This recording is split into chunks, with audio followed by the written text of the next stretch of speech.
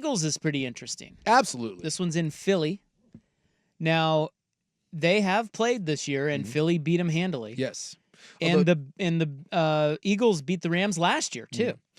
Although this Rams team, they've been through a lot. And this is not the same team.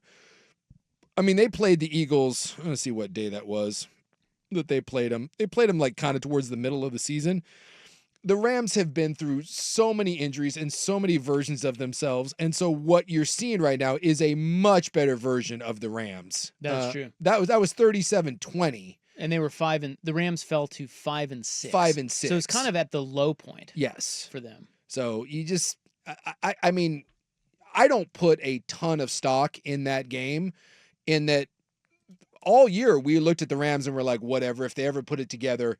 Well, towards the end of the year, they did put it together. And we said against Minnesota, the Rams' best is going to beat Minnesota. And it beat Minnesota, and it beat them handily. Remember that the Rams' best also beat the Buffalo Bills this year. And the Rams are finally healthy, and I think they're peaking right now. And Philly is maybe the best roster in the NFL, but I also think it's the great roster that no one really trusts right now. And some of that probably has to do with coaching, and some of that has to do with the fact that they're like 29th in the league in throwing the football. I think that's an interesting sort of dichotomy about this game is who do you trust? Like, digging into this a little bit today, I don't know that I trust the Rams outdoors. Yeah. In January against the number 1 defense. Yeah. You know, that's a different ballgame, man. And look, the Eagles, they did not look pretty last week, but looking back at their numbers, they've scored 20 or more every game since their bye week, which was like week 4. Yes. Absolutely. So they still score. I mean, they still managed to score 22 and kind of just run away from Green Bay. Well, they don't throw the ball very well, but I believe it's the number 1 or number 2 rushing offense. Yeah, exactly. In the league. Well, not only that, but they rushed for 314 yards in that last meeting against the Rams. Yeah. And I get it, different Rams team now, but the Rams overall this season, all games included, are 19th in EPA allowed per rush attempt. So they are not the best rush defense. No. And so I went back. So I thought about the weather. I was like, man, the Rams outdoors scares me. Did you go back and get the Stafford numbers? Did you see those online that were circulating? No, in I'll cold get to weather? those after years, yeah. Yeah, no, I was just looking at the Rams with McVay. I didn't look at Stafford, but the Rams. So I went back and looked at the Rams in the playoffs on the road outdoors. Okay. And they have only played, McVay got there in 2017. They have only played 3 outdoor road playoff games. Makes sense. I mean, there haven't been that many probably road playoff games, period. Well, they played one year. They played in New Orleans. Okay. They've played in Detroit. There's a lot of dome. Yeah, last year, wasn't right? Detroit. Last year, I thought they played in Detroit. Oh, it was Detroit. You're right. Yep. Yeah. And that was a close game, but Detroit got them. I mean, a lot of the teams play in dome, so. So they have won 2 of those 3 outdoor playoff games. Okay. They won in Seattle when the temperature was 39 degrees. Mm-hmm. They won in Tampa when the temperature was 50 degrees. And they lost in Green Bay one year. The temperature was 35 degrees. Right, so that's really all you have to go on. And the Tampa game means nothing. It was 50 degrees in Florida, whatever. Now, and also I would make the argument, I'm not certain what that Tampa team was, but I do know Seattle, and I would certainly think that Tampa team falls into this category. This Eagles team, regardless of their coaching staff, this is a much different animal. This is a 14-win Eagles team. There's a couple things that still lead me down the I'm scared of the Rams outdoors. One is they've played in a dome 3 straight weeks now. Mm-hmm. And now you're going outdoors in January against the top defense in football. If you look at them outdoors this year, they only scored 18 in Chicago. They only scored 20 in regulation in Seattle. Now, they scored a touchdown in overtime, so they got 26 in that game. Yeah. But at the end of regulation, they had 20. They only scored 19 against the Jets, and they only scored 12 against San Francisco. That's not great. The one game that they played pretty well offensively on the road outdoors was New England. They beat them, I think, 28-20 or something. So they averaged 19 points per game on the outdoors.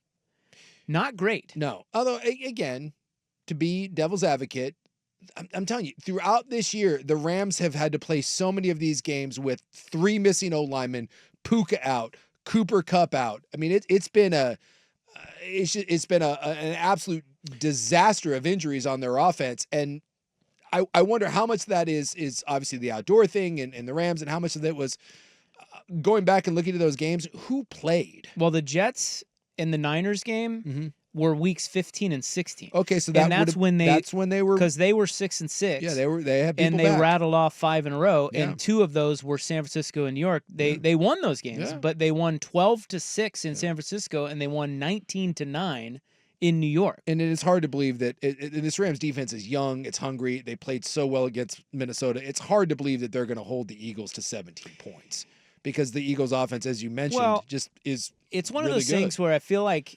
I'm a little worried about the Rams outdoors, and then I think that oftentimes teams that look that bad offensively the week before, they're going to be better. I just feel like the Eagles' offense is going to be better. The Rams certainly are going to key on the run, so you wonder if it is a Jalen Hurts sort of A.J. Brown, Devontae Smith type of game. And A.J. Brown's banged up. Everyone is saying that he doesn't look like himself. He's been missing some practices with knee issues. Well, and we know that if you're going to pick a sword to die by with the Eagles, it's you make Jalen Hurts beat you. Jalen Hurts is that's what I do. Jalen I mean, Hurts you kind of have to do that, you right? kinda You have can't. to. You gave up 314 rushing yards the last time. Yes. We know they want to run the ball. That's what they want to do. You have to take them out of that. Yes. You have to just you force. Have to. You force it, and you play man on the outside, and you live and die with it. And if Hurts can beat you in the middle of the field, and that's the thing, Hurts does a nice job, and this is same thing kind of with Jaden Daniels. Hurts is best. The Eagles' offense, why it gets bogged down at times in the passing game, is Hurts is not he's not a great tactician over the middle. He's not a guy that goes through a ton of progressions. Where Hurts is at his best is when he's actually throwing outside the numbers and the kind of go balls and these 50-50 things where he can take 3 steps and get rid of the ball and throw it up to 2 very, very talented receivers. So if you're the Rams, what you do is obviously you played loaded boxes. You try to slow down Saquon Barkley, and then you force Philadelphia. You funnel everything into the middle, probably play a lot of zone, and force Hurts to find open receivers through his progression. Easier said than done, because not a lot of teams have been able to slow down Philly in the run game. And also Hurts is an absolute beast with his legs, and he can kill you on third down when you get into third and manageable situations. So as much as I don't love Sirianni, and as much as I don't love that coaching staff, I've said it a million times. Top to bottom, this is probably the most talented roster in the NFL. And we just don't talk about it that way, because at times that passing game and Hurts and the coaching staff can leave a lot to be desired. But you're 14-3. I feel like it's very, very nitpicky of us to be combing through Philly's problems. Yeah, I just, this is a great one. I really, really, really want to see the Rams. I mean, I just want to see the Rams prove it. Yeah. Like, this is a different animal. Yeah. As good as they've been, okay, let's see what you got. Yes. Because they're saying it might snow there as well. Yeah. It'll be in the 30s, 20s, and 30s. And if it does turn into a bit of a slugfest, that obviously to me favors Philadelphia, who has no problem playing with that nasty-ass defense and Saquon Barkley. I mean, it's basically like Chiefs-Dolphins. Yes. Lesser version, but it's like that. I mean, this is a team that's used to playing in that weather, and the Rams that aren't. Yeah. This was circling on gambling Twitter, but Matthew Stafford, career games outdoors in the rain or snow. He's got 9 of them. Care to guess how many wins? 0. 1. 1 and 8 career outdoors in the rain or snow. 54.6 completion percentage. 14 TDs against 11 picks. A 76 passer rating. Damn, dude. Wow. Yeah. So maybe it's a big deal. And I know a lot of people, and I picked the Rams last week. A lot of people picked the Rams last week, and they're kind of that sexy, get hot at the right moment, get into the postseason. Well, they look good. They look good, but I wonder if we're trying to talk ourselves into, I think, in the public, I wonder if we're trying to talk ourselves into the Rams. I think a little bit. You might be onto something there, because the point spread for this game is 6. Yeah. Which is oddly high, considering, the kind of the general perception about LA and how bad Philly looked at times last week. You know what I'm saying? Yeah. Like, the odds makers aren't fooled. They're like, this is about a touchdown. Yeah. Well, and like this run that the Rams are on, I don't like giving a lot of credence to beating bad teams. I just think beating bad teams in the NFL isn't that hard to do. It's the Denver Broncos thing. They get into the postseason. You beat one team that was a playoff team all year, and that was the Tampa Bay Buccaneers. That was at the beginning of the year. Whatever. The Rams, the one thing you could say is like, without this game, I would feel absolutely hopeless because this run that they've been on, it's the Saints, it's the Niners, it's the Jets, and it's the Cardinals. And then they did boat race the Vikings, but that win in there against Buffalo. Yeah. They did get Buffalo, but it was Where was that game? It was in LA. There you go. 44-42. Yeah. I remember that. And you're not scoring 42 points against the Eagles. Oh, God, no. Not So- outside in that weather? No. In Philly? No. Against that defense? Yeah. So Different animal. yeah, you can talk yourself into the Rams all you want. This, if it looks like the Eagles, smells like the Eagles, it's probably the Eagles.